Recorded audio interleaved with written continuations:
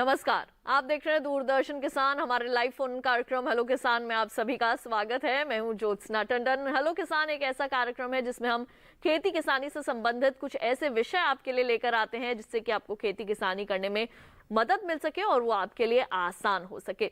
कुछ ऐसे ही विषय आज भी आपके लिए लेकर आए। आइए आपको बताते हैं आज किन विषयों पर होगी चर्चा। आज हम बात करने वाले हैं खरीफ सब्जी फसलों में पौध की तैयारी के बारे में, और साथ ही बात होगी खरीफ मूंग व उड़द की उन्नत किस्में और उनकी बुवाई की। और इन दोनों ही विषयों के संबंध में अगर आप कोई भी जानकारी हासिल करना चाहते हैं, आपके मन में कोई भी प्रश्न है, उसका समाधान चाहते हैं, तो टोल फ्री नंबर्स हैं 1800-113060, 1800-113061।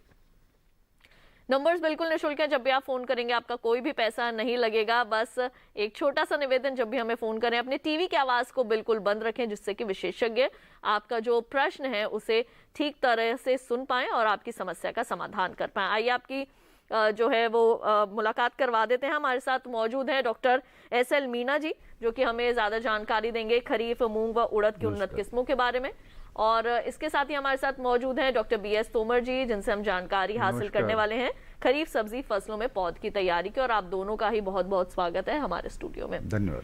तो आइए कार्यक्रम में चर्चा की शुरुआत करते हैं। सबसे पहले हम रुख करते हैं डॉक्टर मीना का। डॉक्टर मीना, जैसे कि विषय से ही मालूम होता है कि खरीफ की मूंग और उड़द की बुवाई के बारे में हम बात करेंगे, किस्मों के बारे में बात करेंगे, लेकिन सबसे पहले ये जानेंगे कि ये किस तरह से पोषण से भरपूर होती हैं ये दलहनी फसलें, और कैसे मानव शरीर के लिए काफी स्वास्थ्यपूर्ण हो सकती है। बिल्कुल, ये बहुत अच्छा प्रश्न आपने किया है। जैसा कि आप जानते हैं कि खरीफ सीजन आ गया है और अब किसान भाई दलहनी फसलों के साथ साथ और भी फसलें करेंगे।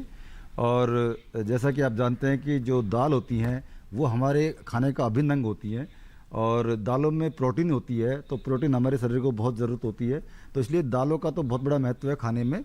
और खरीफ के मौसम में हम विशेष करके देखते हैं कि अरहर है, मूंग है, उड़द है, लेकिन मूंग का जो महत्व है बहुत ज़्यादा है।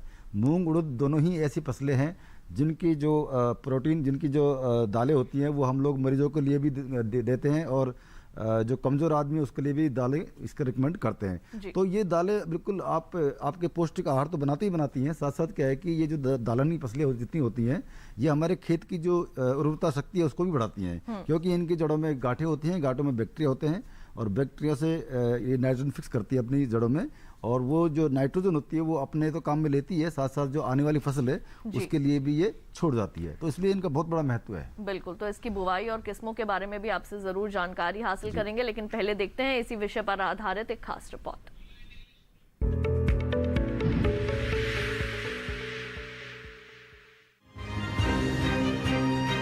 मूंग और उड़द की बुआई जायद और खरीफ दोनों मौसमों में होती है। ये कम समय में पकने वाली प्रमुख दलहनी फसलों में गिनी जाती है। हमारे वैज्ञानिकों ने अलग अलग इलाकों की जलवायु के हिसाब से अलग अलग किस्में तैयार की है। उत्तर पश्चिमी मैदानी इलाकों के लिए पूसा विशाल मूंग की उन्नत किस्म है। बड़े दाने वाली ये किस्म 62 दिनों में तैयार हो जाती है और उत्पादन क्षमता 11 क्विंटल प्रति हेक्टेयर है। दक्षिण भारत के लिए COGG 912 है। ये खास तौर से खरीफ के लिए ही तैयार की गई है। 62 दिनों में पकने वाली इस किस्म से 8 क्विंटल प्रति हेक्टेयर की पैदावार मिलती है। उत्तर पश्चिमी मैदानी इलाकों के लिए HH215 किस्म तैयार की गई है। खरीफ के दौरान ये 10.5 क्विंटल तक की पैदावार दे सकती है और 67 दिनों में पकती है। उत्तर भारत के पर्वतीय इलाकों के लिए पंत मूंग 6, पूसा 171 और KM 2241 बेहतर किस्में है। उड़द में पंत उर्द 19 और खरीफ और जायद दोनों मौसम के लिए है। बुआई का सही समय मध्य जुलाई है। 70 से 75 दिन में तैयार होने वाली ये किस्में 10 से 12 क्विंटल प्रति हेक्टेयर तक पैदावार देती है। पंत उर्द 30 75 से 80 दिन में पककर तैयार हो जाती है और पैदावार 10 से 12 क्विंटल प्रति हेक्टेयर देती है। उड़द की नवीन किस्म 80 से 90 दिनों में पकती है और 10 से 12 क्विंटल की पैदावार देती है। जवाहर उड़द 86 चमकीले दाने वाली उन्नत किस्म है। मूंग और उड़द के लिए खेत में जल निकासी की उचित व्यवस्था होनी चाहिए। मानसून शुरू होते ही खेत की 2-3 जुताई कर दे और पाटा लगा दे। दीमक नियंत्रण के लिए उचित दवा का उपयोग करें। निराई गुड़ाई में आसानी के लिए बुआई कतारों में करें।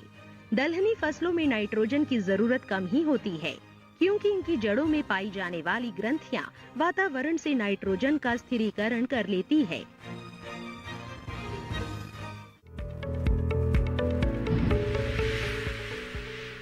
तो अभी आपने देखी है विशेष रिपोर्ट और अब आइए रुक कर लेते हैं डॉक्टर तोमर का। डॉक्टर तोमर, आपसे मैं ये जानना चाहूंगी कि आज हम बात करने वाले हैं कि खरीफ की कौन कौन सी ऐसी मुख्य फसलें हैं, कौन कौन सी ऐसी मुख्य सब्जियां हैं, तो क्या जानकारी देना चाहेंगे कि कौन कौन सी ऐसी मुख्य सब्जियां हैं जिनकी बुवाई जो है वो अभी हो सकती है? देखिए, खरीफ के मौसम में प्रमुख रूप से बैगन, मिर्च और फूल गोभी, ये 3 फसलें हैं जो हमारे किसान भाई बीज की बुआई सीधे पौधशाला में करते हैं और पहले पौध तैयार करते हैं, और जब पौध तैयार हो जाती है तब इसको मुख्य खेत में रोपण का कार्य किया जाता है जी। इस दौरान में किसान भाइयों को कहाँ पे पौधशाला का निर्माण करना है, उनको उथली क्यारियों में लगाना है या समतल क्यारियों में लगाना है, तेज धूप से कैसे बचाव करना है, अगर बारिश की स्थिति है तो उससे कैसे बचाव करना है, और दूसरा जो है जब हम बुआई करते हैं तो पौधशाला में अनेक प्रकार के कीड़ों का प्रकोप होता है या बीमारी का प्रकोप होता है, उससे किस प्रकार से किसान भाई अपनी पौधशाला की सुरक्षा कर सकते हैं, बचाव कर सकते हैं और स्वस्थ पौध तैयार करके उसका रोपण मुख्य खेत में कर सकते हैं। इसके बारे में हम आज अपने किसान भाइयों के साथ विस्तार से चर्चा करेंगे। उनके जो भी प्रश्न होंगे उनके उत्तरों का देने का प्रयास किया जाएगा। बिल्कुल, और कार्यक्रम में बढ़ते हैं आगे और देखते हैं इसी विषय पर आधारित एक खास रिपोर्ट।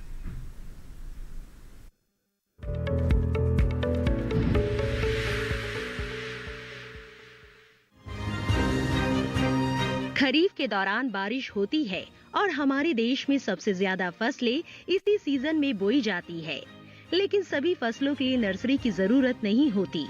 खरीफ सब्जियों में टमाटर, मिर्च, फूल गोभी, पत्ता गोभी, प्याज और बैंगन ऐसी सब्जियां हैं जिनकी पहली नर्सरी लगाई जाती है और बाद में उन्हें मुख्य खेत में रोपा जाता है। टमाटर, बैंगन, प्याज और मिर्च की नर्सरी लगाने का काम अंतिम चरण में है। जून के अंत तक इनकी नर्सरी जरूर बो ले। फूल गोभी की अगेती किस्म की बुआई भी जून में कर ले। अगर किसी वजह से जून में ना लगा सके तो जुलाई में पछेती किस्मों की बुआई की जा सकती है। बरसात का मौसम है, इसलिए पौधशाला बाकी जमीन से 15 सेंटीमीटर ऊंची रखे ताकि उसमें पानी जमा ना हो। क्यारियों की लंबाई 2 मीटर और चौड़ाई 1 मीटर होनी चाहिए। पौधशाला की मिट्टी पोषक तत्वों से भरपूर और भुरभुरी होनी चाहिए। ऐसी मिट्टी जो पानी को अच्छी तरह सोख ले और उसकी ऊपरी सतह सूख जाए। 2 क्यारियों के बीच उपनाली जरूर बनाए। क्यारियों की चारों किनारियों और कोनों को उल्टे फावड़े से अच्छी तरह ठोक कर मजबूत बना ले ताकि पानी देते समय या बारिश के दौरान वो बह न जाए। क्यारियां बनाने के बाद उनमें गोबर की खाद डाल दे और बीज बोने से पहले नर्सरी में फफूंदनाशी का छिड़काव करे। इसके अलावा बीजोपचार भी जरूर करे। किसान आमतौर पर नर्सरी की बुआई छिड़कवा विधि से कर सकते हैं, लेकिन बेहतर होगा कि बीज कतार में बोए, इससे खरपतवार निकालने में आसानी होगी। 2 कतारों के बीच 3 से 4 सेंटीमीटर का फासला रखे। बुआई के बाद क्यारियों को समतल कर दे और बीज को अच्छी तरह मिट्टी से ढक दे। बोने के तुरंत बाद फव्वारे से सिंचाई करे। हमेशा उन्नत और रोगरोधी किस्मों का चुनाव करें और वही किस्म चुने जो आपके इलाके की जलवायु के हिसाब से तैयार की गई हो।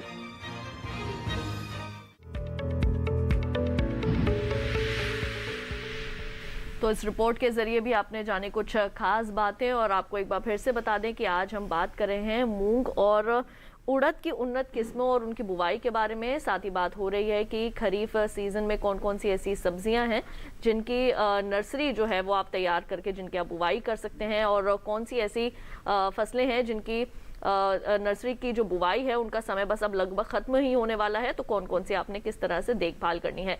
अगर इन दोनों विषयों के संबंध में कोई भी जानकारी हासिल करना चाहते हैं तो डॉक्टर तोमर और डॉक्टर मीणा दोनों ही हमारे साथ स्टूडियो में मौजूद हैं, और हमारा टोल फ्री नंबर्स हैं 1800-113-061 और 61। जब भी आप अपने हमें फोन करें तो अपने टीवी की आवाज को बिल्कुल बंद रखें और उसके बाद ही आप अपना प्रश्न जो है वो हमारे विशेषज्ञों से पूछ सकते हैं। अब आइए रुक करते हैं डॉक्टर मीणा का। डॉक्टर मीणा, सबसे पहले मैं आपसे जानना चाहूंगी उड़द की अच्छी किस्मों के बारे में। बिल्कुल, देखिए किस्म का चुनाव बहुत ज़रूरी है। हम कोई फसल लेंगे तो उससे पहले उनका जो उन्नत किस्में हैं उनका चुनाव बहुत ज़रूरी है। और ये जो किस्में हैं ये अलग अलग तरीके से डेवलप की हुई हैं, अलग अलग एरिया के लिए की हुई हैं, लेकिन कुछ जो प्रमुख रूप से जो किस्में हैं, उन्नत किस्में हैं जिनमें रोग कम लगते हैं, जिनमें हानिकारक कीटों का प्रकोप कम लगता है, उनमें मैं बता दूं आपको कि जैसे कि टाइप 9 है, आज़ाद उड़द 1 है, आज़ाद उड़द 2 है, नरेंद्र उड़द 1 है। इस तरह से कई वैरायटियां हैं जो कि उत्तरी भारत के लिए रिकमेंड की हुई है। और वैसे जैसे मध्य भारत के लिए काफ़ी हमारे कृषि विश्वविद्यालय उन्होंने भी डेवलप की हुई है, तो वहाँ से भी किसान भाई ले सकते हैं। तो उड़द की जो किस्में हैं वो एरिया के हिसाब से, अपने अपने क्षेत्रों के हिसाब से जैसे किसानों को सुविधा रहो वहाँ से वो ले सकते हैं। और जो NSC के जो काउंटर हैं वहाँ से भी ले सकते हैं, और स्टेट सीड कॉर्पोरेशन के जो काउंटर है वहाँ से ले सकते हैं, या फिर किसी भी KVK से आप संपर्क करके अच्छी उन्नत किस्मों का चुनाव आप कर सकते हैं। क्योंकि उन्नत किस्में अगर आप लगाएंगे तो आपकी जो फसल है वो अच्छी होगी और उसकी पैदावार भी अच्छी होगी, उसमें कम से कम रोग लगेंगे। क्योंकि ज़्यादातर जो हमारी जो उन्नत किस्में हैं वो रोग रोधी होती हैं और उनमें हानिकारक कीटों का प्रकोप कम होता है, तो किसान भाइयों को ज़्यादा पैदावार मिलती है और पैदावार की वजह से किसान भाइयों को लाभ भी ज़्यादा मिलेगा। बिल्कुल। इसी के साथ हमारे पहले कॉलर जो है वो हमारे साथ जुड़ चुके हैं, हनुमानगढ़ राजस्थान से। आइए उनका प्रश्न जानते हैं। हेलो हेलो जी, आपका बहुत बहुत स्वागत है कार्यक्रम में। अपना सवाल पूछिए। BL स्वामी जी, क्या जानना चाहते हैं आप? हाँ, मैं तोमर जी को पहले तो नमस्कार। तोमर जी नमस्कार स्वामी साहब, नमस्कार। हाँ, कैसे हैं आप? और पूसा में बहुत बढ़िया काम कर रहे हैं जी। पहले तो पूसा अपने पूरे किसानों के लिए बहुत अच्छा काम कर रही है जी, धन्यवाद। और ये जो आपका कार्यक्रम है पूसा के वैज्ञानिकों द्वारा बहुत प्रयास किया जा रहा है, ये लैब टू लैंड तक आए तभी सफल है। हेलो जी। हेलो। हाँ सर, मेरा क्वेश्चन ये था कि जो आपका सीड है वो बहुत ही उच्च क्वालिटी का, बहुत अच्छा है जी। हर जगह अवेलेबल नहीं है, तो इसका कोई सीड पोर्टल वगैरह कुछ है जिससे हम लोग किचन गार्डनिंग के लिए और मंगवा सकें? बिल्कुल। देखिए स्वामी साहब, हमारा जो संस्थान है वो अपनी संस्थान के द्वारा जो विकसित फसलें हैं उनकी किस्मों का, चाहे वो गेहूं की फसलें हैं, सरसों की हैं, दलहन है, मूंग है या अरहर है, या सब्जियों की फसलें हैं जैसे पालक है, गाजर है, साग सरसों है, मेथी है, प्याज है, इन सब की उन्नत जो किस्में हैं उनका बीज हम उत्पादित करते हैं और उसको किसानों को उपलब्ध कराते हैं। और इस कार्यक्रम को करने के लिए हमारे यहाँ बीज उत्पादन इकाई है जिसके ऊपर इस बीजों का अधिकांशतः उत्पादन होता है। और हमने ये देखा है पिछले 2 वर्षों के दौरान में, जब से देश में कोरोना का प्रकोप बढ़ा है, तो किसानों की ये मांग रही है कि क्या हम अपना बीज हम पैसा संस्थान के खाते में जमा कर दें और वो हमको बीज मिल सकता है। यस, निश्चित रूप से आपको बीज मिल सकता है। और मैं तो अपने साकी विज्ञान संभाग में पिछले 2 वर्षों में काफ़ी मात्रा में सब्जी फसलों के बीजों को हमने पोस्टल तरीके से भेजा है, क्योंकि सब्जियों के बीज जो हैं वो कम मात्रा में इस्तेमाल होते हैं और अगर तुलना करते हैं गेहूं और धान की अपेक्षा। लेकिन संस्थान ने इस विषय में काफ़ी प्रगति की है और हमने जो है किसानों को जो पैसा सीधे हमारे खाते में ट्रांसफ़र कर सकते हैं। संस्थान के किसानों को हम, अगर वो हमको मेल कर देते हैं तो हम मेल के माध्यम से उनको पूरा विवरण दे देते हैं ताकि वो पैसा निदेशक महोदय के नाम से जो खाता है हमारा संस्थान में है उसमें पैसा जमा हो जाता है। फिर उसका हम वेरिफिकेशन कर लेते हैं कि आपने पैसा भेज दिया, उसके बाद हम आपका बीज पैक करवा करके डाकखाने के द्वारा या हम जो अपना कोई कोरियर सर्विस है उसके माध्यम से बीजों को किसान के यहाँ भेज देते हैं। तो ये प्रयास हमारे संस्थान में हुआ है और मैं तो साकी विज्ञान के बारे में कह सकता हूँ कि मैंने तो पिछले 2 सालों में कम से कम सैकड़ों किसानों के बीज पोस्टल के माध्यम से भिजवाए हैं। बिल्कुल। तो यहाँ पर स्वामी जी हम उम्मीद करेंगे कि डॉक्टर तोमर ने आपको जितनी जानकारी दी है वो आपके ज़रूर काम आएगी और आप आगे जो खेती जिस भी फसल की करना चाहते हैं उसको करने में ज़रूर ही आप सफलता हासिल करेंगे। आइए कार्यक्रम में बढ़ते हैं आगे। डॉक्टर तोमर, अब मैं आपसे ये जानना चाहूँगी कि जो हमारी अगेती खरीफ की जो सब्जियां हैं उनकी जो पौध है उसकी तैयारी किस तरीके से करें हमारे किसान? देखिए, जैसे हमने प्रारंभ में बताया ज्योत्सना जी कि खरीफ के मौसम में फूल गोभी, बैगन, मिर्च, टमाटर, इनकी हम अक्सर पौध तैयार करते हैं या शिमला मिर्च भी कह सकते हैं। और जब हम पौध तैयार करते हैं तो उसमें कुछ समय लगता है और ये समय 30 से 32 दिन का हो सकता है या कभी कभी 35 दिन का भी होता है। और जब हम खरीफ की प्याज की पौध तैयार करते हैं तो उसमें तकरीबन 45 दिन का 40 से 45 दिन का समय लग जाता है। और अगर हम बात करते हैं कि भाई जो पौध तैयार करते समय हमारे किसान भाई किन बातों की ध्यान रखें, सबसे पहले तो मैं बताना चाहूँगा कि किसान भाई पौधशाला का निर्माण ऐसे स्थान पर करें जहाँ जल भराव ना होता हो और जैसे ही पौधशाला की जल की मांग हो उसकी आपूर्ति की जा सके, यानी कि पानी का निश्चित रूप से वहाँ स्रोत हो और उसमें खरपतवारों की संख्या भी कम होनी चाहिए। ये किसान को मालूम होता है कि इस खेत में इस जगह पे कम खरपतवार आते हैं तो वहाँ उसका चयन करना चाहिए। और उसके बाद उसमें सड़ी हुई गोबर की खाद मिला दें। उसके बाद उनको क्यारियाँ तैयार करें। अब क्यारियाँ दो प्रकार से तैयार कर सकते हैं। हम लोग जो किसानों को संस्तुति करते हैं, हम कहते हैं कि किसान भाई जो भी बारिश के मौसम में पौध तैयार करें वो उथली क्यारी के ऊपर करें, समतल क्यारियों में पौध तैयार ना करें जी। जब किसान भाई समतल क्यारियों में पौध तैयार करते हैं तो उसमें पौध की गुणवत्ता उतनी अच्छी नहीं आती है जितनी उथली क्यारी में आती है। तो उसकी उथली क्यारी विधि का इस्तेमाल करते हुए किसान भाई पौध तैयार कर सकते हैं। और क्या एक जो पौधशाला में क्यारियों की जो लंबाई है वो स्थान की उपलब्धता या कितनी मात्रा में आप पौध तैयार करते हैं वो उस पर निर्भर करता है। हम कहते हैं 3 से 5 मीटर लंबी उथली क्यारी होनी चाहिए और उसकी चौड़ाई कम से कम 60 से 90 सेंटीमीटर होनी चाहिए और वो 15 से 20 सेंटीमीटर उठी हुई हो। तो बुआई करने से पहले किसान भाई पौधशाला की ये निर्माण कर लें और उसके बाद उसमें गोबर की खाद या वर्मी कंपोस्ट या नीम की खली, जो भी जिस प्रकार का, अगर वो किसान भाई ऑर्गेनिक सब्जी की पौध तैयार करना चाहते हैं तो उसमें वो जो है अपना गोबर की खाद, वर्मी कंपोस्ट, नीम की खली या कुछ मात्रा में हड्डी का चूरा उसमें मिलाया जा सकता है। अगर हम बात करें कि भाई 3 मीटर की लंबी क्यारी है और 60 सेंटीमीटर चौड़ी है तो उसमें तकरीबन 4 से 5 किलोग्राम नीम की खली या गोबर की खाद, वर्मी कंपोस्ट ऊपरी सतह में मिलाया जा सकता है और उसको मिलाने के बाद किसान भाई पानी लगा दें। तो जब वो बताऊ आ जाए फिर दोबारा उसकी खुदाई करके खुरपे से, फावड़े से और उसमें तैयार करके उसकी मिट्टी महीन करके तब उसमें लाइनों में बुआई करें। और जो जिन फसलों की हम बुआई की अभी बात कर रहे हैं जैसे फूल गोभी की, मिर्ची की, बैगन की, टमाटर की, प्याज की, इनमें जो बीज को लाइनों में डालते हैं, लाइन से लाइन की जो दूरी रखनी होती है वो 4 से 5 सेंटीमीटर रखनी चाहिए और बीज को 1 सेंटीमीटर की गहराई पे लाइनों में बो करके उसको जो है ढक दें और ढकने के बाद उसके ऊपर फुहारे से पानी दे दें। जी डॉक्टर तोमर, तो ये एक प्रक्रिया हो जाएगी, पहला स्टेप हम पूरा कर लेंगे इसमें। बिल्कुल, और इसके बारे में हम आपसे आगे भी जानकारी जरूर हासिल करेंगे, लेकिन कार्यक्रम में वक्त हो चला एक छोटे से ब्रेक का। जल्द लौटते हैं वापस, कहीं मत जाइए, देखते रहिए हमारा लाइव फोन कार्यक्रम हेलो किसान।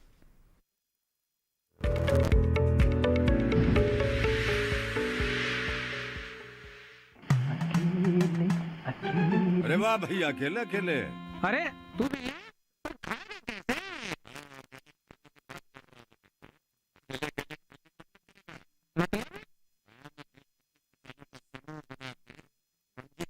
ले, फिर सरकारी ट्रेनिंग भी मिलेगी और मुफ्त जैविक बीज खाद भी। फिर बीजीएस ऑर्गेनिक की सरकारी मोहर के साथ तेरी उपज आकर्षक पैक में पहुंचेगी बड़े बाजार तक। अच्छा? हाँ, अरे भाई कहाँ चल दिया? सबको साथ लाने, आमदनी बढ़ाने। तो किसान भाई समझ गए ना, साथ मिलकर ऑर्गेनिक खेती कीजिए, अपनी परंपरा को आगे बढ़ाइए, ज्यादा मुनाफा कमाइए। माटी से प्रेम की परंपरा है परंपरागत खेती।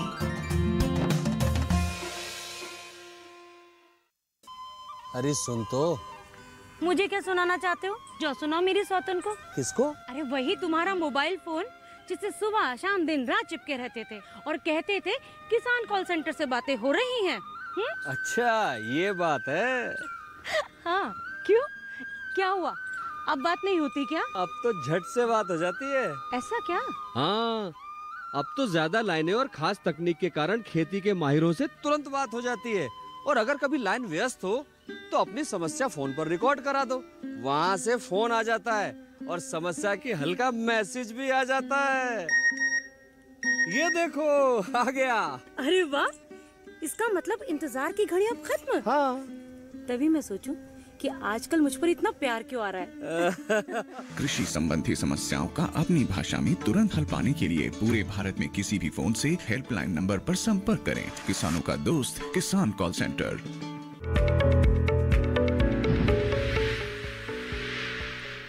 ब्रेक के बाद एक बार फिर आप सभी का स्वागत है हमारे लाइव फोन कार्यक्रम हेलो किसान में, जहां आज हम बात कर रहे हैं कि किस तरीके से खरीफ मूंग और उड़द की अच्छी किस्में आप चुन सकते हैं और कैसे आप उनकी बुआई कर सकते हैं। साथ ही हम बात कर रहे हैं खरीफ सब्जी फसलों की पौध की तैयारी की। दोनों विषयों के संबंध में कोई भी जानकारी हासिल करना चाहते हैं, टोल फ्री नंबर्स लगातार आपके टेलीविजन स्क्रीन पर फ्लैश हो रहे हैं 1800-11-306 और 61।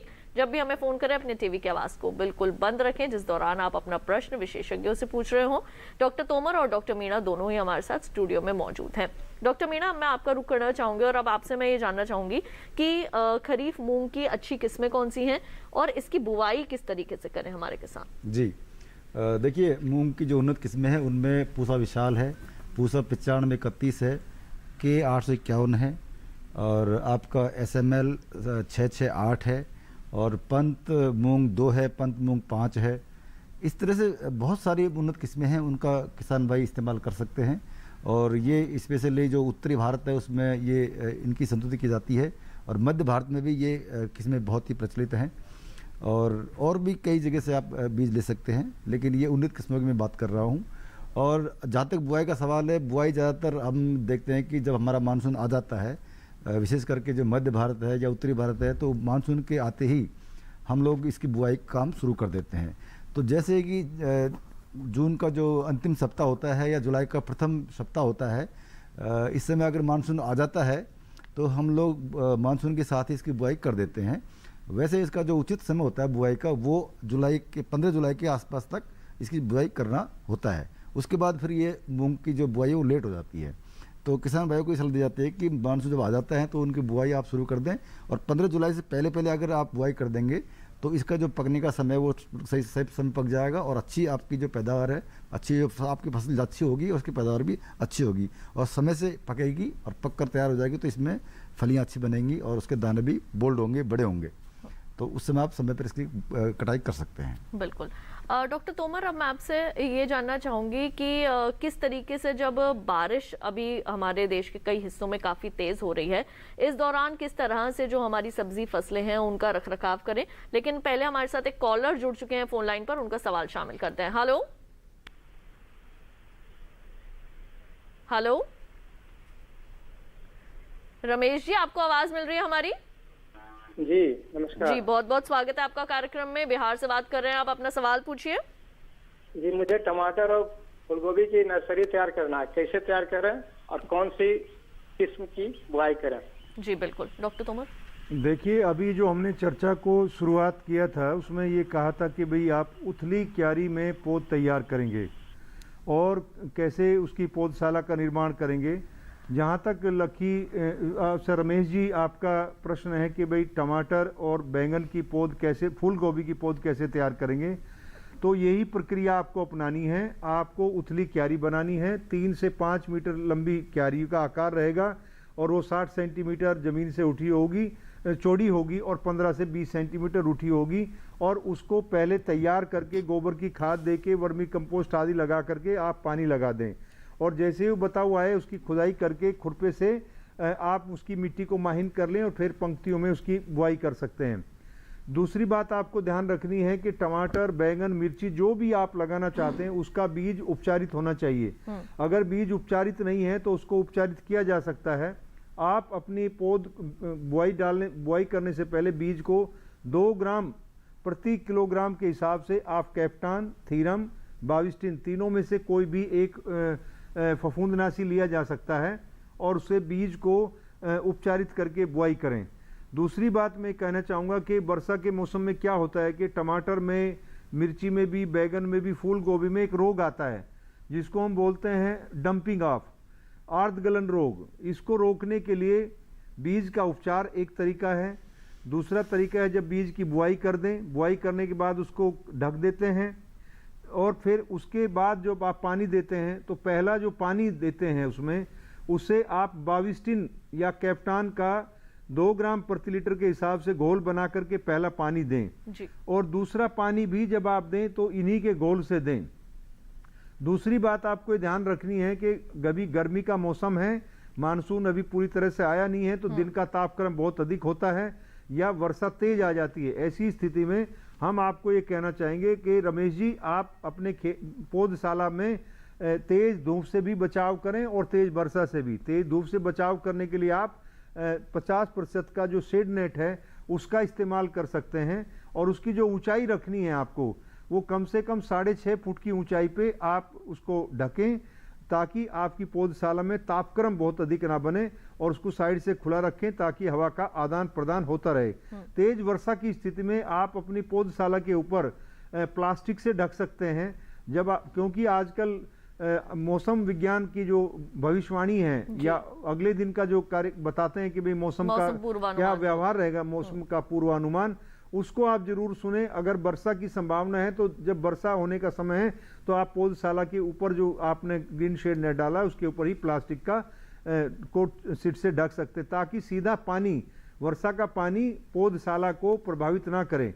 अगर आप ऐसा नहीं करेंगे, आपने शेड नेट लगाया और तेज बारिश होती है तो पानी उसमें टपक टपक के उसमें गड्ढे बना देगा और जहां वो गिरेंगे वहां पे से पौधों को नुकसान होगा। तो ये अगर आप ध्यान रखेंगे तो आप निश्चित रूप से अपनी अच्छी पौध तैयार कर सकते हैं फूल गोभी की और इसकी टमाटर की। जहां तक बात है उन्नत किस्मों की, गोभी के अंदर अभी जो समय है पौध डालने का वो चल रहा है। सितंबर माह में जो किस्में तैयार होती हैं उनकी पौध डालने का समय है और उसके लिए उन्नत किस्म है हमारे संस्थान ने विकसित किए, पूसा मेघना, कार्तिक शंकर। इन 2 किस्मों में से कोई भी एक किस्म आप ले सकते हैं और उसकी आज अभी बुआई का बिल्कुल उपयुक्त समय है और इसकी पौध 35 से 38 दिन में तैयार हो जाएगी। फिर आप इसकी रोपाई मुख्य खेत में कर सकते हैं। अगर हम टमाटर की बात करते हैं तो मैं आपको सलाह देना चाहूँगा कि बारिश के मौसम में अगर आप टमाटर की खेती सोचते हैं तो आपको ये सोचना होगा विषाणु रोग रोधी किस्म को ही आपको इस्तेमाल करना है। अगर कोई आप सामान्य किस्म जिसमें विषाणु रोग रोधिता नहीं है उसका इस्तेमाल करेंगे तो आपकी फसल में जो लीफ कर्ण पर्ण कुंचन रोग है उसका प्रकोप बहुत अधिक होगा और वो पौधशाला से ही आ जाएगा और आपके खेत में 100% नुकसान होने के चांस हो जाएंगे। तो ऐसे में आप जो भी किस्म लें टमाटर की, पहले ये सुनिश्चित कर लें कि विषाणु रोग रोधी है या नहीं है। अगर विषाणु रोग रोधी है तब आप उसको बुआई के लिए वर्षा के मौसम में इस्तेमाल करें, अन्यथा उसको ना करें। बिल्कुल। और इसी के साथ आइए बढ़ते हैं आगे। एक और दर्शक हमारे साथ फोन लाइन पर जुड़ चुके हैं, राम अवतार मीना जी राजस्थान से।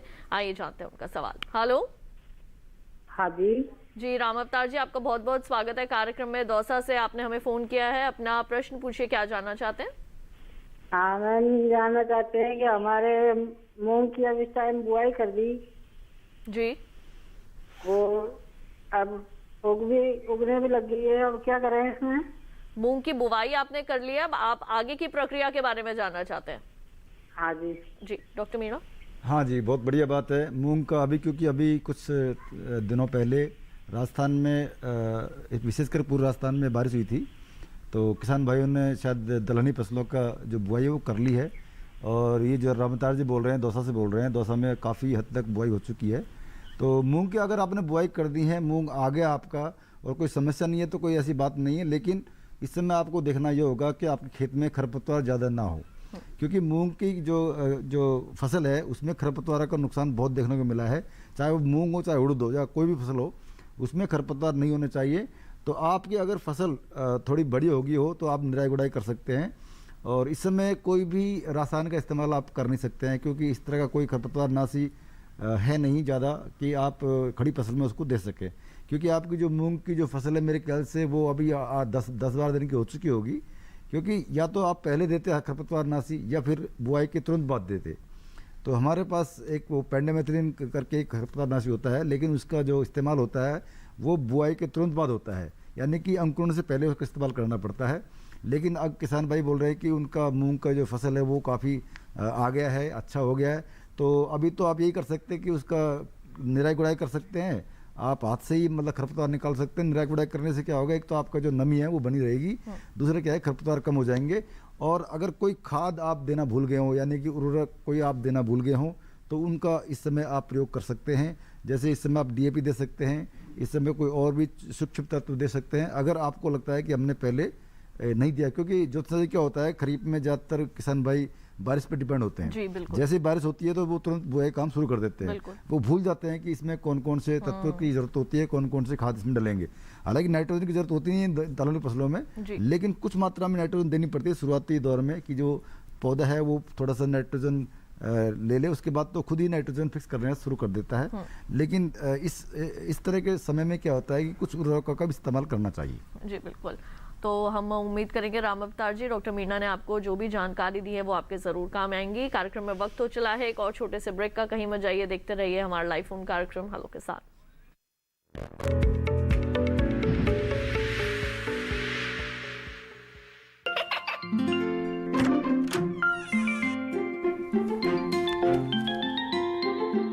ये क्या हो रहा है? काशवी, इतने कम मार्क्स? काशू बेटा पढ़ा करो, पढ़ोगी नहीं तो आगे कैसे बढ़ोगी? मम्मा मैं भी तो आपसे यही कहना चाहती हूँ, पढ़ा करो। आप पढ़ोगे नहीं तो आगे कैसे बढ़ोगे? मतलब? वो देखो, सिर्फ बैक पर छपा ऑर्गेनिक नहीं, ऑर्गेनिक का निशान पहचानिए। PGS ऑर्गेनिक का ये लोगो उन किसानों की पहचान है जो आज भी परंपरागत विधि से रसायन मुक्त खेती कर आपके लिए शुद्ध फसल उपजा रहे हैं। अब समझे मम्मा, अगर मैं प्योर ऑर्गेनिक फूड नहीं खाऊंगी तो अच्छे मार्क्स कहाँ से लाऊंगी? अच्छा बच्चों, जैविक खेती की इस मुहिम को आगे बढ़ाइए, शुद्ध ऑर्गेनिक अपनाइए।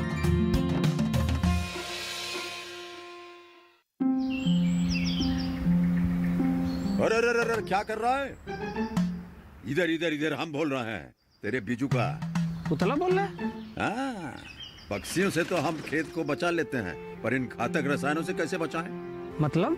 देख बेटा, तू जो ये अंधाधुंध रसायन मिलाता है ना, मिट्टी की सेहत बिगड़ने लगी है। और जब माटी ही कमजोर पड़ जाएगी तो उपज कैसे सेहतमंद होगी? हाँ? अरे पहले ऐसा नहीं था, पूछना अपने बड़े बुजुर्गों से, कैसे फसल लहलहाती थी, शुद्धता झलकती थी। हाँ, माटी भी तंदुरुस्त और लोग भी। पहली वाली बात कहाँ? पर अब तो सभी डाले हैं। सब नहीं, आज भी लाखों जागरूक किसान परंपरागत विधि से फसल उगा रहे हैं, खर्चा कम और उपज की कीमत भी बेहतर पा रहे हैं। ठीक है भाई, मैं भी आज से जैविक खेती शुरू करूंगा। माटी से प्रेम की परंपरा है परंपरागत खेती।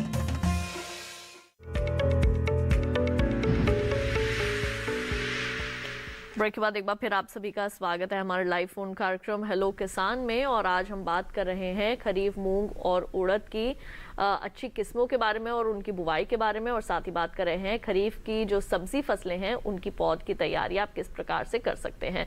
इन दोनों ही विषयों के संबंध में कोई भी जानकारी लेने के लिए आप हमारे टोल फ्री नंबर्स पर फोन कर सकते हैं 1800-113060 और 61, ये दोनों ही हमारे नंबर हैं। हमारे साथ हमारे अगले कॉलर इस वक्त फोन लाइन पर मौजूद है, रोहित जी सागर मध्य प्रदेश से। आइए उनका कार्यक्रम में सवाल शामिल करें। हेलो हेलो रोहित जी, आपका बहुत बहुत स्वागत है कार्यक्रम में, सवाल पूछिए। जी नमस्कार जी, डॉक्टर साहब को मेरे नमस्कार। मैं सागर मध्य प्रदेश गोलू रोहित बोल रहा हूँ। मैम नमस्कार। नमस्कार जी।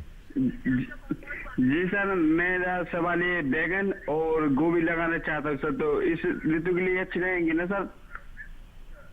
देखिए अभी रोहित जी बिल्कुल सही समय है बैगन की पौध डालने का। जी जी, आप अपने स्थानीय बाजार के मांग को देखते हुए किस्म का चयन कर सकते हैं। जैसे मैं बताना चाहूँगा कि आपको अगर गोल बैगन लगाना चाहते हैं तो उसकी किस्में अलग होंगी, लंबे बैगन की किस्म अलग होगी, सफ़ेद बैगन की अलग होगी, हरे बैगन की किस्म अलग होगी। तो अगर आप गोल बैगन की किस्म लेना चाहते हैं तो उसमें पूसा हाइब्रिड 6 को आप इस्तेमाल कर सकते हैं, पूसा उत्तम को इस्तेमाल कर सकते हैं, और एक हमारी नई किस्म आई पूसा वैभव को इस्तेमाल कर सकते हैं। अगर आप लंबे बैगन की किस्म लगाना चाहते हैं तो पूसा श्यामला आप इस्तेमाल कर सकते हैं। अगर संकर किस्में आप लेना चाहते हैं तो पूसा हाइब्रिड 5 कर सकते हैं और DBHL 20 का इस्तेमाल कर सकते हैं। ऐसे ही हमने पूसा ओसिकी एक वैरायटी निकाली है जो लंबे फल वाली है। कई जगह पे आप बाजार की अगर मांग है तो हमने पहले कहा है कि आप अगर हरा बैगन उगाएं तो पूसा हरा बैगन एक है, अगर आप सफ़ेद रंग का बैगन उगाना चाहते हैं तो पूसा सफ़ेद बैगन एक है। ये उन्नत किस्में हैं, आप इनको बुआई के लिए अभी इस्तेमाल कर सकते हैं। और इनका जो बीज की मात्रा मैं आपको बताना चाहूँगा कि 1 एकड़ में अगर आपको पौध तैयार करनी है तो 150 से 200 ग्राम बीज प्रति एकड़ के हिसाब से पर्याप्त रहेगा। अगर आप संकर बीज इस्तेमाल करते हैं तो 150 ग्राम बीज आपको प्रति एकड़ के हिसाब से इस्तेमाल करना होगा। और उथली क्यारी में आप अपनी पौध तैयार करें। पौध तैयार करते समय आपको एक बात का ध्यान रखना पड़ेगा कि पौधशाला में अक्सर जब आप बैगन की बिजाई करते हैं तो उसमें शीर्ष बेधक का आक्रमण होता है। तो ऐसी अवस्था में किसान भाई अक्सर शीर्ष बेधक के लिए जो है स्पाइनोसाइड का इस्तेमाल करते हैं। अगर आप स्पाइनोसाइड के इस्तेमाल को कम करना चाहते हैं, मैं आपको सलाह देना चाहूँगा कि आप जैसे ही पौध जम के तैयार हो जाती है और वो 10 से 12 दिन की है, उसी अवस्था पर आप फेरामोन ट्रैप अपनी पौधशाला में लगा सकते हैं। और एक फेरामोन ट्रैप की जो ऊंचाई है वो आप लगभग 1 फुट के आसपास रखें और 15 दिन के बाद उसके ल्योर को बदल दें।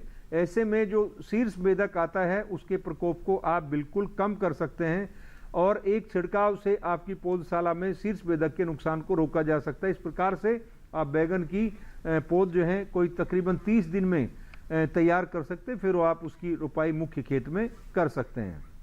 बिल्कुल। और इसी के साथ हमारे अगले कॉलर गोविंद जी महाराष्ट्र से फोन लाइन पर मौजूद हैं। आइए उनका सवाल शामिल करते हैं। हेलो गोविंद जी, आपका बहुत बहुत स्वागत है कार्यक्रम में। अपना सवाल पूछिए। हेलो गोविंद जी, आपका स्वागत है और आपसे हम निवेदन करेंगे अपने टीवी की आवाज को बंद कर दीजिए, फिर आप अपना सवाल पूछिए। मैडम, हमारे उड़द का है, उसके ऊपर कड़पा पड़ा है, कड़पा रोग।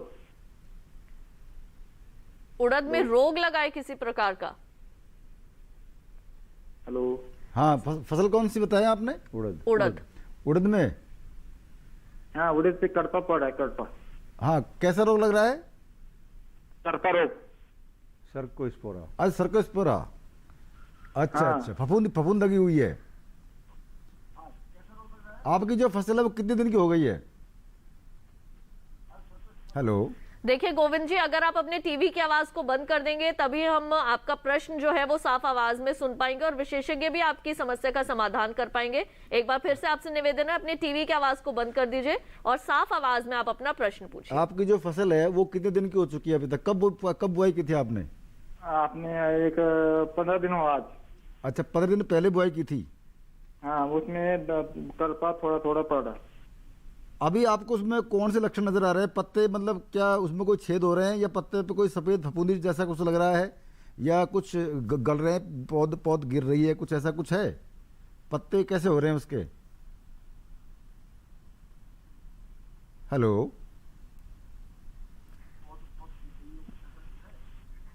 देखिए गोविंद जी, मैं आपका जो प्रश्न है वो समझ पा रहा हूँ। आप ये कह रहे हैं कि आपकी जो उड़द की जो फसल है उसमें कोई रोग लगा हुआ है। अब रोग की आप पहचान बता नहीं रहे, एक्चुअली क्या लक्षण उसमें आ रहे हैं? पत्तियां मतलब उसमें मुरझा रही हैं या पत्तियों में कुछ सफेद चूर्ण जैसा कुछ आ रहा है? मुझे जहाँ तक जग साहब मीना साहब समझ में आता है, वो कह रहे हैं कि सर्कोस्पोरा लगा है। ये सर्कोस्पोरा एक फफूंद की बीमारी होती है जो पत्तियों के ऊपर आती है, उस पर गोल गोल अनियमित आकार के धब्बे बन जाते हैं, फिर वो बाद में काले होकर के वहां से सड़ जाते हैं। अगर ये सर्कोस्पोरा है तो किसान भाई इस समय एक आप फफूंदनाशक इस्तेमाल कर सकते हैं।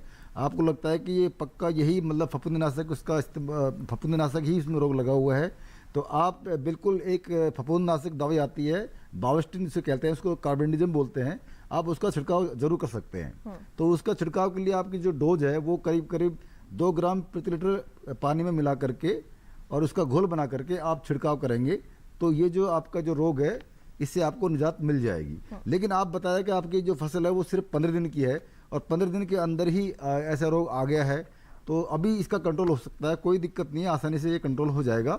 आप बाविस्टिन का इस्तेमाल करिए और उसकी जो मात्रा है वो 2 ग्राम प्रति लीटर पानी के हिसाब से है। और कोई रोग लग रहा है या कोई और कीड़ा है तो उसकी बात अलग है, लेकिन अगर आप रोग ही कह रहे हैं रोग लग रहा है तो बाविस्टिन का इस्तेमाल आप कर सकते हैं। बिल्कुल। अगले कॉलर हमारे साथ हरी सिंह जी मौजूद हैं चित्तौड़गढ़ से। आइए उनका सवाल जो है वो कार्यक्रम में शामिल करें। हेलो हाँ सर जी, आपका बहुत बहुत स्वागत है। हरी सिंह जी, आपसे निवेदन करेंगे अपने टीवी की आवाज को पहले बिल्कुल बंद कर दीजिए और फिर आप अपना प्रश्न साफ आवाज में हमारे विशेषज्ञ से पूछ सकते हैं। हाँ कर दी टीवी बंद। जी, सवाल पूछिए। मैं ये कहता प्याज की नर्सरी लेकिन इसमें खरपतवार ज्यादा हो रही है, क्या करें? कोई दवाई हुई है क्या छांटने की? प्याज में आपकी कौन सी फसल में खरपतवार हो रही है? प्याज की फसल में खरपतवार हो रही है। देखिए हरी सिंह जी, प्याज की जो खरीफ के मौसम में अगर आपने अभी तो जो समय है वो पौध डालने का समय है खरीफ प्याज का। अभी रोपाई की बात नहीं करेंगे हम, और या तो अभी रोपाई भी होगी तो गंठियों की रोपाई 15 जुलाई के बाद होगी मेड़ों के ऊपर।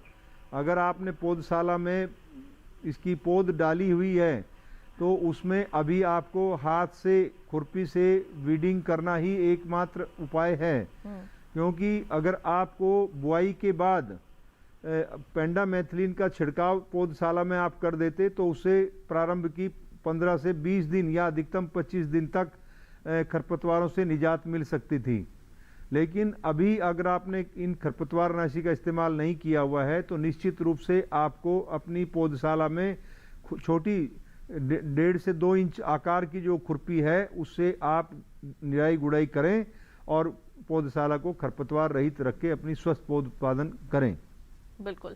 और इसी के साथ आप सभी से एक बार फिर से छोटा सा निवेदन है, जब भी आप हमें फोन करते हैं अपना प्रश्न पूछने के लिए या कोई भी अगर आपकी फसल में किसी तरह की कोई समस्या आती है, अगर आप उसका समाधान पाना चाहते हैं तो कृपया करके जब भी आप अपना प्रश्न हमसे करें, जब आपका फोन हमारे साथ कनेक्ट हो जाए, अपने टीवी की आवाज को बिल्कुल बंद कर दीजिए, उसे म्यूट कर दीजिए, फिर ही आप अपना प्रश्न पूछिए, जिससे कि हमारे जो विशेषज्ञ हैं उन तक आपका प्रश्न साफ आवाज में सुनाई दे पाए और वो आपकी समस्या का समाधान कर पाए, जिससे कि खेती के अंदर आपको और भी ज्यादा जो है वो फायदा पहुंचे। अब डॉक्टर तोमर, आपसे मैं ये जानना चाहूंगी कि जब पौध की तैयारी हमारे किसान करते हैं, खासकर खरीफ सब्जियों की अगर हम बात करें, तो उस तैयारी के दौरान कौन कौन सी ऐसी मुख्य सावधानियां बरतने की आवश्यकता है, कौन सी ऐसी मुख्य बातें हैं जिनको ध्यान में रखना चाहिए?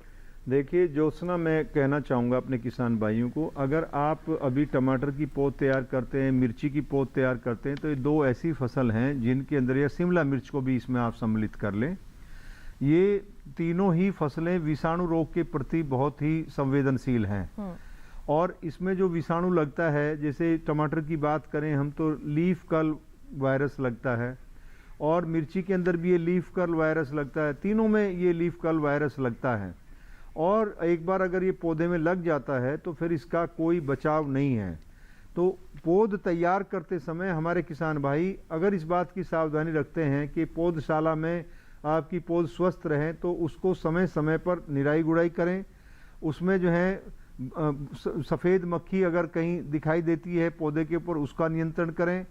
और इससे इन तीनों स्थिति से बचना है तो हमारे किसान भाई जहाँ पे पौध तैयार करना चाहते हैं या कर रहे हैं उसको जो 50% का जो शेड नेट है, वो क्या नाम, इंसेक्ट प्रूफ नेट है जी, उससे ढक सकते हैं। यानी कि कीट अवरोधी जाल घर के अंदर अगर इनकी पौध तैयार करें हमारे किसान भाई, जो आप अपने गांव के स्तर पे अपने अनुभव के आधार पे बना सकते हैं। मैं आपको कहना चाहूँगा कि 6.5 फुट की ऊंचाई पे आप बांस या लोहे के एंगल आदि गाड़ दें और उनको ऊपर से बांध करके चारों तरफ से एक घर का निर्माण कर दें। इंसेक्ट प्रूफ नेट हाउस बन जाएगा आपका, जो यूवी स्टेबलाइज होना चाहिए और आपका जो है वो 30 माइक्रोन साइज का होना चाहिए, ताकि उसमें सफ़ेद मक्खी जाल के अंदर न आए।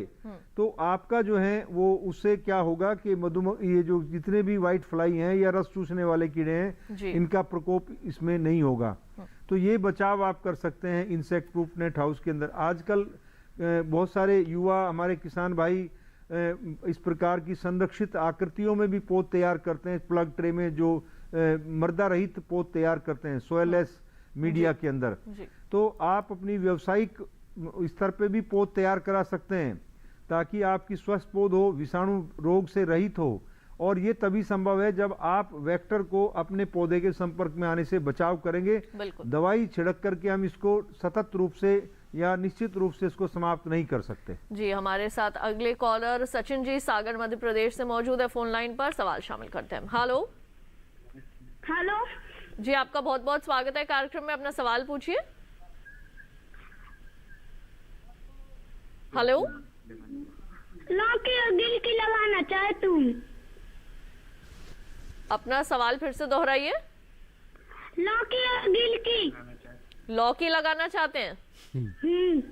ठीक है, बहुत छोटा बच्चा है। ठीक है, लौकी अभी सकते हैं। बिल्कुल लगा सकते हैं। लौकी की बुआई का समय है, उसके जो बीज हैं उनको आप लगाने से पहले 18 से 20 घंटे पानी में भिगो लें, और अगर बीज उपचारित है तो उपचार करने की जरूरत नहीं तो उसमें पानी में अगर 1 लीटर पानी लेते हैं 2 ग्राम दवाई बाविस्टिन की डाल दें और 18 से 20 घंटे तक बीजों को भिगो कर रखें। उसके बाद बीजों को बाहर निकाल लें, उनको छाया में सुखाएं और सुखाने के बाद उनकी बुआई करें।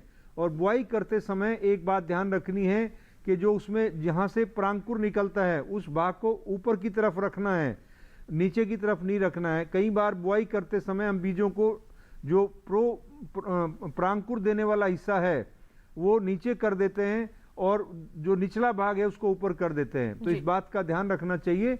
और अभी आप लौकी की बुआई कर सकते हैं। और साथ ही साथ मैं कहूँगा बच्चे आपको कि आप लौकी की बुआई करने के बाद उसको ट्रेलिंग करें, आप उसको ज़मीन पे ना छोड़ें, क्योंकि बारिश के मौसम में कीड़े और बीमारियों का प्रकोप होता है और कई बार वर्षा की अधिकता के कारण लौकी में नुकसान होता है। तो उससे बचने के लिए आप खेत में नालियां बनाएं और नालियां के उसमें जो अपनी पश्चिम दिशा है उस पर उसकी बुआई करें और उसको फिर ट्रेलिंग करें, ताकि आपकी लौकी को कीड़ों से बीमारियों से सुरक्षा मिल सके और आपको अच्छी गुणवत्ता के फल लौकी में मिल सकते हैं। बिल्कुल, तो इसके साथ हम उम्मीद करेंगे कि आपने सचिन जी हमें फ़ोन किया और यहाँ पर डॉक्टर तोमर ने जो तमाम जानकारी आपको लौकी से संबंधित दी है ये आपके ज़रूर काम आएगी। कार्यक्रम में वक्त हो चला है एक और छोटे से ब्रेक का, जल्द लौटेंगे वापस, कहीं मत जाइए, देखते रहिए दूरदर्शन के साथ।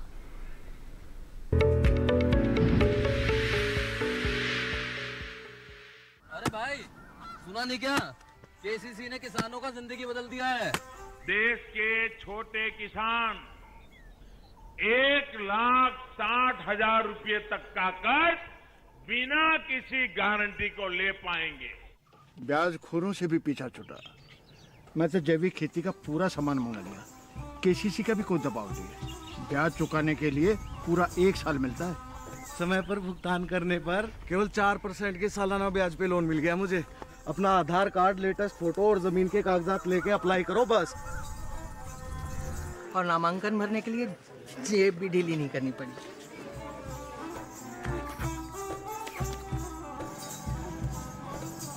चाचा, उधार चुकाने के 24 घंटे के बाद उतने ही पैसे वापस निकाल सकते हैं। केसीसी ने किसानों की जिंदगी वाकई बदल दी है। तो आप भी किसान क्रेडिट कार्ड अपनाएं और सहजता से ऋण पाएं।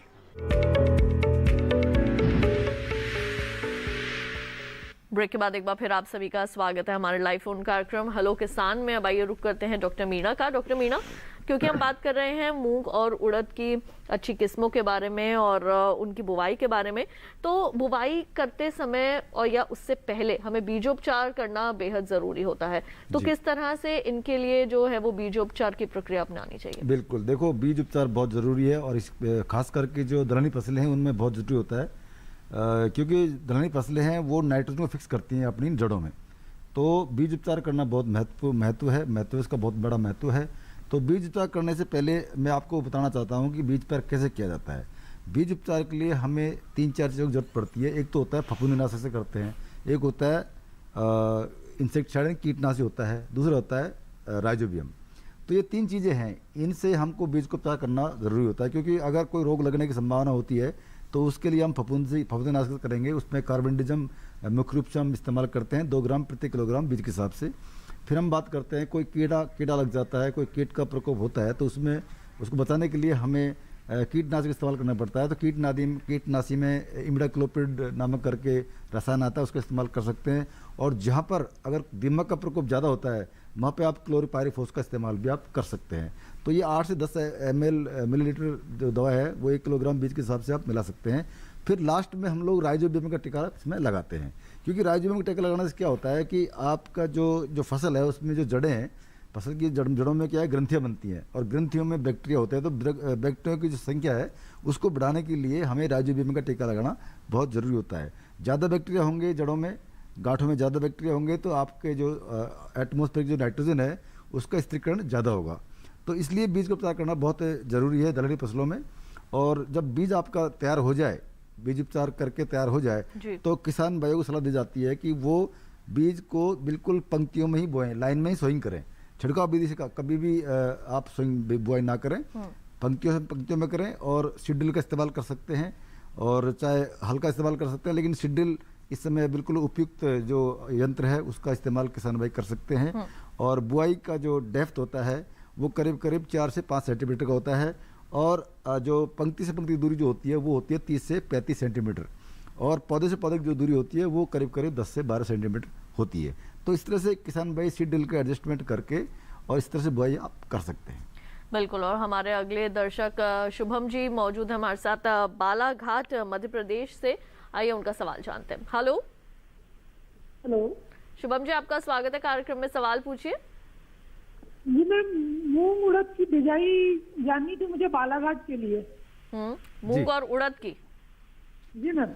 जी हाँ जी, आप बिजाई करना चाहते हैं? जी सर। हाँ, कोई बात नहीं। आप बालाघाट में मध्य प्रदेश में मूंग का बहुत बड़ा स्कोप है और खरीफ में ही नहीं बल्कि मध्य प्रदेश में तो गर्मियों में भी लोग मूंग करते हैं और काफ़ी एरिया जो है मध्य प्रदेश का वो मूंग की फसलों से गर्मियों में भर जाता है। तो अभी खरीफ का मौसम है तो किसान भाई बालाघाट से बात कर रहे हैं तो बिल्कुल आप मूंग उड़द की बुआई कर सकते हैं। और जैसे कि मैंने पहले बताया आपको कि बीज उपचार करके ही बीज का इस्तेमाल करें और उन्नत किस्मों का बीज आप इस्तेमाल करें, चाहे उड़द हो चाहे मूंग हो। और इस समय बुआई का उचित समय, अगर बारिश आपके यहाँ हो चुकी है, बारिश हो गई है तो आप बुआई बिल्कुल कर सकते हैं और नमी का जो उचित मात्रा आप देख करके किसान भाई खेत में बुआई कर सकते हैं। और बुआई के लिए आपको सिर्फ सीड्रिल से बुआई करनी है, यानी कि पंक्ति में लाइन में आपको बुआई करनी है। लाइन में बुआई करने का कई फायदे होते हैं। एक तो क्या है कि आप खरपतवार आसानी से निकाल सकते हैं। दूसरे क्या है कि उसमें आप जो रोशनी है वो प्रॉपर जाती है, यानी कि जो सनलाइट है वो हमारी फसलों पे प्रॉपर जाएगी और सारे जो ऑपरेशंस होते हैं उनमें आपको बहुत बढ़िया सुविधा रहेगी। तो किसान भाई बिल्कुल आप बुआई का टाइम इसमें आ गया है तो आप देख लीजिए कि आपकी जो ज़मीन है उसमें कोई किसी प्रकार का जो तत्व की कमी तो नहीं है। अगर मिट्टी की आप जांच करवाइए तो आप तत्वों का इस्तेमाल बिल्कुल अभी बुआई समय कर सकते हैं। बिल्कुल। और चलते चलते डॉक्टर तोमर, आपसे बहुत संक्षेप में मैं जानना चाहूंगी कि जो हमारे किसान खरीफ सब्जी फसलों की पौध की तैयारी कर रहे हैं और कौन कौन सी ऐसी खास बातें हैं जिनको ध्यान में रखना चाहिए, और बहुत संक्षेप में बताइएगा। देखिए, एक तो हमने पौधशाला किस प्रकार से तैयार करें, कहाँ करें, उसमें मैं बताना चाहूँगा कि जब हम बुआई करते हैं और पौधे उग जाते हैं तो अक्सर उसमें क्या होता है, 2 समस्याएं आती हैं। या तो पौधे उलट करके मर जाते हैं जिसको हम उकटा रोग बोलते हैं, डंपिंग ऑफ बोलते हैं। उसके लिए हम कहना चाहेंगे कि पहले 2 पानी किसान भाई बाविस्टिन के घोल से, एक पहला घोल पाविस्टिन के घोल से पानी दें। दूसरा जो छिड़काव है जब उस पर बिछावन उतार देते हैं तब दूसरा कैप्टन से दे सकते हैं। दूसरी समस्या आती है, उसमें एक टनल बोरर कीड़ा होता है बारिश के मौसम में, वो पौधशाला में मिट्टी को भुरभुरा कर देता है और वो रात्रि के समय निकलता है। ये कीड़ा जमीन में रहता है। तो इसके लिए हमारे किसान भाई 2 उपाय कर सकते हैं। अगर आप ऑर्गेनिक सब्जी उत्पादन कर रहे हैं तो अपनी पौधशाला में जब पौध की अंतिम तैयारी करें उतरी क्यारियों की, उसमें नीम की खली 4 से 5 किलोग्राम नीम की खली बढ़िया महीन करके उसको मिला दें और उसके बाद पानी दे दें, तब बुआई करें। अगर आप ऑर्गेनिक खेती नहीं कर रहे हैं सब्जियों की तो आप उसमें एक मिथाइल डस्ट आती है, उसको ऊपरी सतह पे मिलाया जा सकता है और मिला करके बुआई की जा सकती है, या इसका बुरकाव बाद में भी किया जा सकता है ताकि उसे किसी प्रकार का नुकसान ना हो। और एक बात हम कहना चाहेंगे, जो फूल गोभी, पत्ता गोभी की जो पौध तैयार करते हैं उसमें शीर्ष को बहुत नुकसान होता है। एक कीड़ा होता है जो सूट को खा जाता है, उसके बाद पौधा अंधा हो जाता है, उसकी पत्तियां चौड़ी हो जाती हैं और इस प्रकार के 10 से 15% पौधे गर्मी के मौसम में अक्सर देखने को मिलते हैं। इसका जो प्रमुख रूप से योगदान देता है, ये देता है सरसों का पेंटिड बग, बरगड़ा जिसको बोलते हैं। ये जब गोभी का पौधा उगता है उसके शीर्ष भाग को जो ऊपर बढ़ने वाला है उसको खा करके नष्ट कर देता है। तो इसकी भी सावधानी हमारे किसान भाइयों को रखनी चाहिए ताकि पत्ता गोभी और फूल गोभी में जो शीर्ष ऊपर बढ़ने वाले भाग को नुकसान करता है बरगड़ा, इससे बचाव करना बहुत जरूरी है, अन्यथा 10 से 15% पौधों को नुकसान पहुंचा देता है। बिल्कुल। और इसी के साथ डॉक्टर तोमर, डॉक्टर मीणा, आप दोनों का बहुत बहुत धन्यवाद। आपने दोनों ही विषयों पर इतनी अच्छी जानकारी दी, इसके लिए आपका शुक्रिया। तो किसान भाइयों बहनों, आज आपने कुछ 2 मुख्य विषयों पर जानकारी हासिल किया। आइए आपको बता दें कि हमारे कल के कार्यक्रम का क्या विषय रहने वाला है। कल हम बात करेंगे बाजरे की उन्नत किस्में और बुआई के बारे में,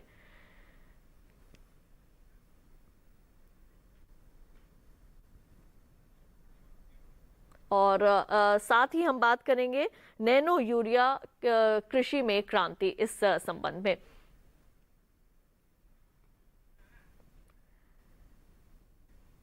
तो कल हमारे कार्यक्रम के दोनों विषय रहने वाले हैं। पहले से कोई प्रश्न भेजना चाहते हैं तो आप हमें मेल कर सकते हैं। हमारा ईमेल आईडी है hellokisan2015@gmail.com। फेसबुक पर जुड़ना चाहते हैं तो फेसबुक पर जाएं, हिंदी में टाइप करें हेलो किसान, वहां भी आप अपना प्रश्न जो है वो हमें लिख सकते हैं। और इसके साथ ही दूरदर्शन किसान का कॉल सेंटर नंबर आप सभी जानते हैं 1800113060। सोमवार से शनिवार सुबह 6 बजे से रात 10 बजे तक ये नंबर आपके लिए उपलब्ध रहता है। तो आज के लिए केवल इतना ही, मुझे दीजिए इजाजत। आप सभी अपना रखिए ख्याल, देखते रहिए दूरदर्शन किसान। नमस्कार।